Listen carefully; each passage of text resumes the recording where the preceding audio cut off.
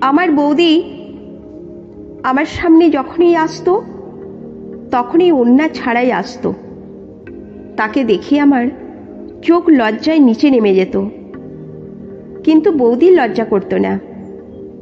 সে প্রায় রাতে আমাকে তার ঘরে রেখে নিত।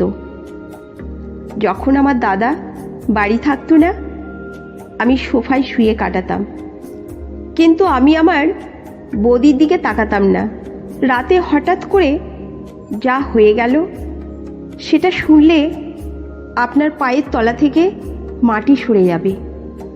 কারণ আমার নাম সৌরভ।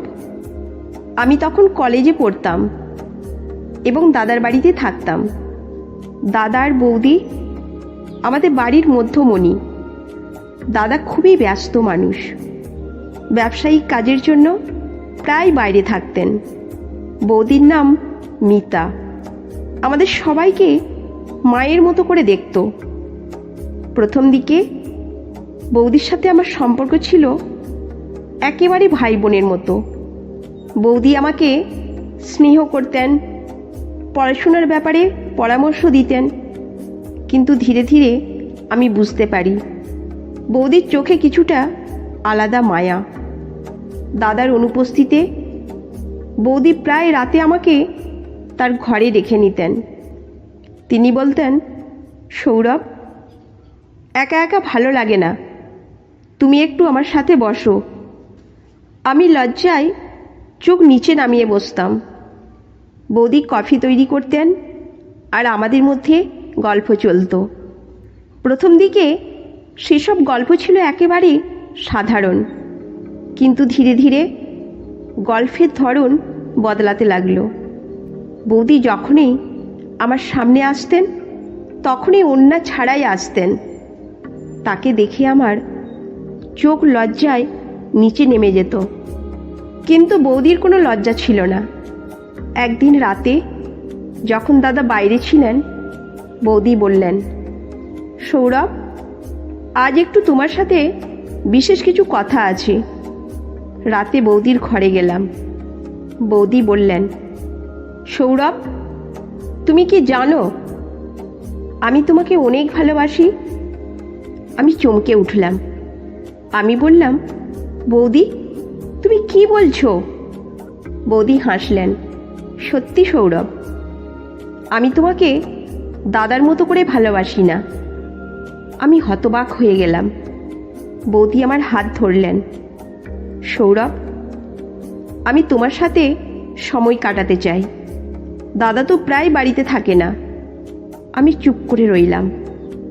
বৌদি আমার দিকে এগিয়ে এলেন এবং আমাকে আলিঙ্গন করলেন। আমার মনে হলো এই মুহূর্তে আমি কিছুতেই তাকে ঠেলে দিতে পারবো না। সেই রাত থেকে আমাদের সম্পর্ক আরও গভীর হতে লাগলো। বৌদি প্রায় রাতে আমাকে তার ঘরে রেখে নিতেন। আমরা একে অপরের সাথে আরও বেশি সময় কাটাতে শুরু করলাম। আমাদের মধ্যে গোপন আলাপচারিতা চলতে থাকলো। বৌদি বলতেন, সৌরভ, তুমি আমার জীবনের একমাত্র সুখ।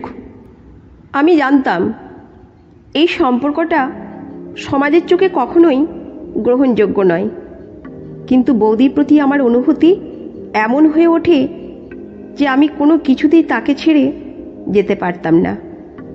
আমি বৌদির প্রতি এমনভাবে জড়িয়ে পড়েছিলাম যে আমাদের সম্পর্ক আরও গভীর থেকে গভীরতর হয়ে উঠল। একদিন দাদা হঠাৎ করেই বাড়ি ফিরে এলেন। তিনি আমাদের দুজনকে একই ঘরে দেখে চমকে উঠলেন। দাদা কিছু না বলেই চলে গেলেন। আমি আর বৌদি হতবাক হয়ে গেলাম। দাদা বৌদিকে আলাদা ডেকে নিয়ে গিয়ে কিছু বললেন। বৌদি আমাকে সব জানালেন না, কিন্তু আমি বুঝতে পারলাম দাদা আমাদের সম্পর্ক নিয়ে কিছু সন্দেহ করছেন। সেই রাত থেকে বৌদি আমাকে তার ঘরে ডাকলেন না। আমাদের মধ্যে দূরত্ব বেড়ে গেল। আমি বৌদির দিকে তাকাতে পারতাম না, আর বৌদিও আমাকে এড়িয়ে চলতেন। আমাদের সম্পর্কের মিষ্টি মুহূর্তগুলি কোথায় হারিয়ে গেল আমি জানতাম না। তার কয়েকদিন পর দাদা আমাকে তার রুমে ডেকে বললেন, সৌরভ, তুমি কি জানো এটা কি করছো? আমি তোমার প্রতি এরকম কিছু আশা করিনি কোনোদিনও। আমি বললাম, দাদা, আমি দুঃখিত। দাদা বললেন, সৌরভ, সম্পর্কের মায়ায় মানুষ সব কিছু ভুলে যায়, কিন্তু সমাজ কখনোই মেনে নেবে না। আমি দাদার কথা মেনে নিলাম। আমি জানতাম আমাদের সম্পর্ক কখনোই সমাজের চোখে গ্রহণযোগ্য হবে না। আমি বৌদির থেকে দূরে সরে গেলাম। বৌদি কিছু বললেন না, শুধু চোখের জলে বিদায় নিলেন। আমি দাদার বাড়ি ছেড়ে চলে গেলাম। আমি জানতাম বৌদির সাথে আমার সম্পর্ক কখনোই সফল হবে না। আমি নিজের জীবনে নতুন পথে চলতে শুরু করলাম, কিন্তু বৌদির মায়া, তার সোহাগের স্মৃতি আমার মনের মধ্যে আজও অম্লান। বৌদির সাথে কাটানো সেই মুহূর্তগুলি আমার জীবনের এক গুরুত্বপূর্ণ অধ্যায় হয়ে রয়ে গেল। যদিও আমাদের সম্পর্ক শেষ হয়ে গেছে, কিন্তু বৌদির প্রতি আমার ভালোবাসা কখনোই শেষ হয়নি। অনেক বছর পর আমি বৌদির সাথে আবার দেখা করলাম। তিনি তখনও দাদার সাথেই ছিলেন, কিন্তু আমাদের সম্পর্কের কথা কেউই জানত না। বৌদি আমাকে দেখে হাসলেন। সৌরভ, তুমি কেমন আছো? আমি বললাম, ভালো আছি বৌদি। আমরা দুজনেই জানতাম আমাদের মধ্যে যা কিছু ঘটেছিল তা শুধু স্মৃতির পাতায় রয়ে গেছে। আমরা দুজনেই জীবনের নতুন পথে চলেছি, কিন্তু সেই মিষ্টি স্মৃতিগুলি কখনোই ভুলে যায়নি। আমার জীবনের সেই অধ্যায় আমাকে অনেক কিছু শিখিয়েছে। ভালোবাসা কখনোই সমাজের চোখে সঠিক নয়, কিন্তু হৃদয়ের অনুভূতি সব কিছুর ঊর্ধ্বে।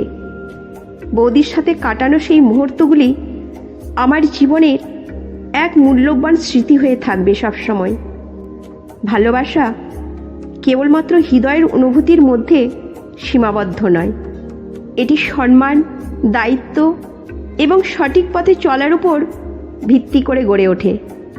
এই গল্প আমাদের শেখায় যে সম্পর্কের ক্ষেত্রে সতর্কতা, সম্মান এবং সঠিক পথ অনুসরণ করা গুরুত্বপূর্ণ। হৃদয়ের অনুভূতি সবসময় সঠিক পথে পরিচালিত হওয়া উচিত এবং সৎ জীবনযাপন করা উচিত। এই গল্পটা আপনাদের কেমন লাগলো অবশ্যই জানাবেন। ভালো লাগলে লাইক করে একটি ছোট্ট কমেন্ট করে দিন এবং বন্ধুদের সাথে শেয়ার করতে ভুলবেন না। ধন্যবাদ।